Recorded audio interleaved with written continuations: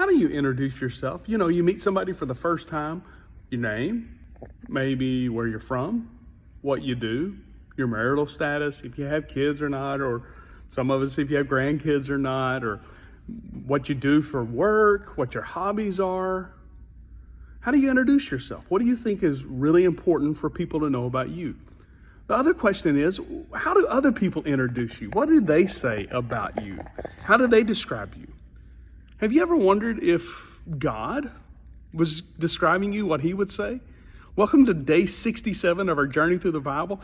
If you're just joining us, man, I'm really glad that you're here. And for those of you who've been here since the very beginning of the year, way to go. Keep going. Encourage you to keep reading. If you're behind, don't worry about it. Just read and maybe get a little extra and you'll catch back up. Or if you're just starting, go ahead and jump in, man. It's a great place to be.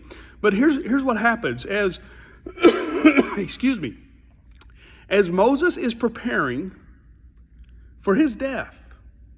And it's one of those things we hate to think about, but all of us should do. As he's preparing, and he's talking about how the people of Israel are going to be led in the future and that they need to have faith and go ahead and do what God's called them to do. He'll talk about a lot of different people, but then he focuses on Joshua and Caleb. And here's what he says about them. They followed the Lord fully.